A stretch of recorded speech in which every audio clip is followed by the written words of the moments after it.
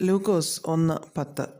ധൂപം കാട്ടുന്ന നാഴികയിൽ ജനസമൂഹമൊക്കെയും പുറത്ത് പ്രാർത്ഥിച്ചുകൊണ്ടിരുന്നു. സഖരിയ പുരോഹിതൻ ദൈവസന്നിധിയിൽ പുരോഹിത ശുശ്രൂഷ ചെയ്തു വരുമ്പോഴാണ് ദൂതൻ്റെ സന്ദർശനം ഉണ്ടാകുന്നത്. എലിസബത്ത് മച്ചിയായിരുന്നു. അവർ ഇരുവരും വയസ്സു ചെന്നവരും ആയിരുന്നു. എന്നാൽ തനിക്ക് കർത്താവിൻ്റെ മന്ദിരത്തിൽ ചെന്ന് ധൂപം കാട്ടുവാൻ നറുക്കു വന്നപ്പോൾ ആ ശുശ്രൂഷ ചെയ്തുകൊണ്ടിരിക്കുമ്പോഴാണ് തങ്ങളുടെ ജീവിതത്തിലെ ഏറ്റവും വലിയ അത്ഭുതം നടന്നത്. ദൈവദൂതൻ ഇറങ്ങി വന്ന് അവർക്കൊരു തലമുറയെ ലഭിക്കുവാൻ പോകുന്നു എന്ന് പറയുവാനിടയായി തീർന്നു.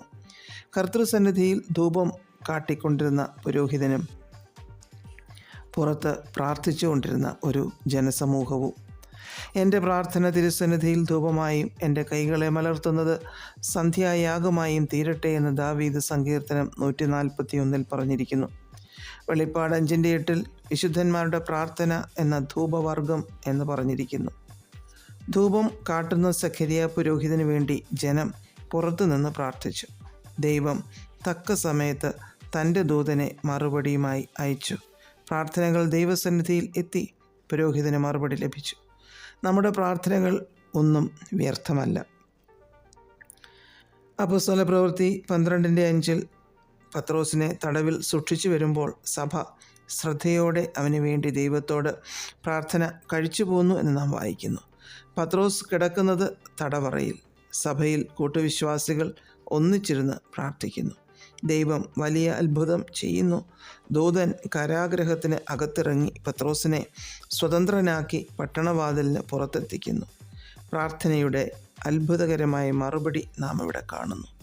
മത്തായി 18:20 2 3 പേർ എൻ്റെ നാമത്തിൽ കൂടി വരുന്നിടത്തൊക്കെയും ഞാൻ അവരുടെ നടുവിലുണ്ട് എന്ന് കർത്താവ് തന്നെ പറഞ്ഞിരിക്കുന്നു. നാം വ്യക്തിപരമായി പ്രാർത്ഥിക്കുന്നത് പോലെ തന്നെ പ്രാധാന്യമർഹിക്കുന്നതാണ് കൂട്ടായ പ്രാർത്ഥന. നാം പ്രാർത്ഥിക്കുമ്പോൾ സഖരിയ പുരോഹിതൻ്റെ ജീവിതത്തിൽ അത്ഭുതം ചെയ്തതുപോലെ, പത്രോസിനെ അത്ഭുതകരമായി സ്വതന്ത്രനാക്കിയതുപോലെ നമ്മെയും ദൈവം ദൈവപ്രവൃത്തിയാൽ അത്ഭുതപ്പെടുത്തും. എഫേസ്യർ 6:18 പൗലോസ് അപ്പോസ്തലൻ പറയുന്നത് പോലെ ഏതു നേരത്തും ആത്മാവിൽ പ്രാർത്ഥിച്ചുകൊണ്ടായിരിക്കാൻ ദൈവം നമ്മെ സഹായിക്കുമാറാകട്ടെ. പ്രാർത്ഥിക്കാം. പ്രിയപിതാവേ, എപ്പോഴും പ്രാർത്ഥിക്കുവാൻ ഞങ്ങൾക്ക് കൃപ നൽകണമേ. യേശുക്രിസ്തുവിൻ്റെ നാമത്തിൽ ആമേൻ. God bless us all.